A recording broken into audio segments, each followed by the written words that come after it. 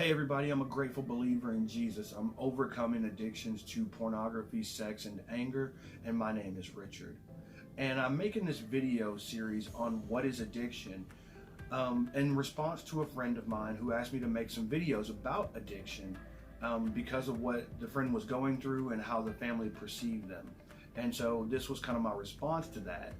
And there are a lot of definitions for addiction out there. In the first couple of videos, we've addressed what my definition is, the definition that I work with. And that definition is a sustained and uncontrolled attempt to meet a valid need through invalid means. And in the previous videos, we talked about the need. What is it that we need that we don't have? Then we talked about the invalid means through which we try to meet that need, the thing that we do but ultimately doesn't work out. Now we're going to talk about the first part of the definition, sustained and uncontrolled. Because a lot of times we're quick to put people in addiction before they even get there.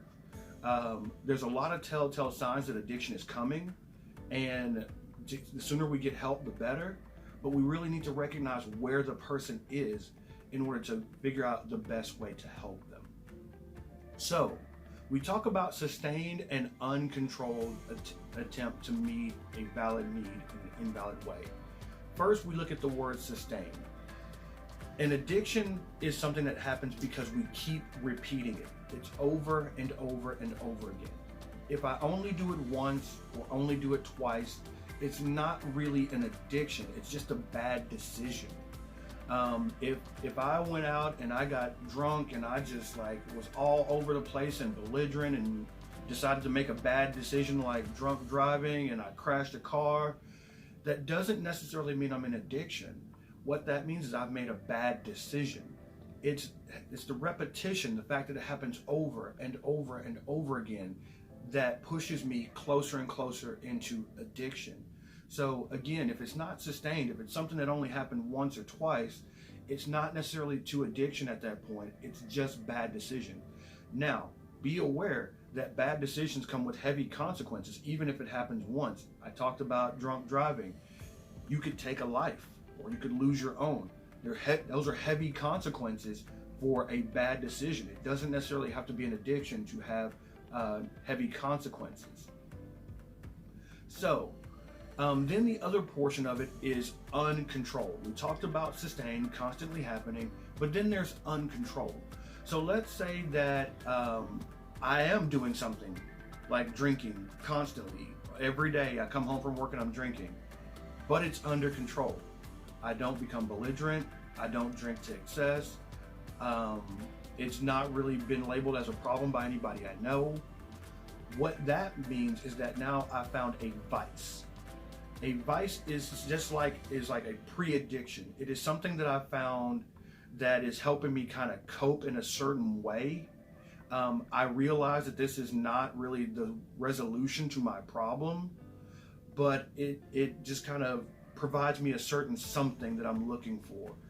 Again, I go back to people who drink. Sometimes people go to bars and they hang out with their friends so they can be more sociable and they can be relaxed. And that seems like it's not really a problem. But here's the issue. If I can't hang around my friends and be myself with them without drinking, are they really my friends? And am I really being myself with them? So those are the kind of things we have to think about. Just because we haven't reached addiction phase doesn't mean that there aren't problems present. We have to keep that in constant mind as we're processing through this. But once we reach the point where we're doing this over and over again, and through the repetition, it becomes uncontrolled. I used to have one drink. Now I'm having 4 or 5 drinks. Now I used to only drink when I got home from work, but now I'm drinking to start the day. I'm having to have a drink before I go to bed. Having a drink after arguments with spouse, whatever. That's how we know we're getting into addiction. And addiction takes many forms. It's not just chemical addiction. Again, I'm somebody who's never really had a chemical addiction. My addiction was to people. It was pornography, sex, and anger. There are people who are addicted to spending money. There are people who are addicted to working. We call them workaholics. There are different forms of addiction, and it's not just one form, and it doesn't look like just this thing. But if we can narrow it down, we can say that at the point where it's happening over and over again, and it's getting out of control, I'm trying to meet this need that I have, and it's not working. We get into what we call the insanity loop. I'm doing the same things over and over again, whether I'm drinking constantly, or whether I'm engaging in illicit sexual relationships constantly. I'm doing something over and over again that really isn't going to solve the problem, all the while thinking it's going to solve the problem. That is insanity. Doing the same thing over and over again, expecting a different outcome. That is insanity, and that's a huge part of addiction. And we get locked into this loop of insanity, also of addiction, by this thing called shame. I acted out, I didn't want to, but I did, and now I feel ashamed of myself. But the only thing that makes me feel better is acting out again. And so I do that, but after I act out again, I feel worse. So the hole keeps getting deeper and deeper, and it's a spiral that keeps going. So that is the cycle that we get locked into, and that's where the uncontrolled and sustained comes into. All right, so I've got a bonus video for you coming up after this one, so stick with me. We're going to talk a little bit more about some extra stuff. I love you, and there's nothing you can do about it.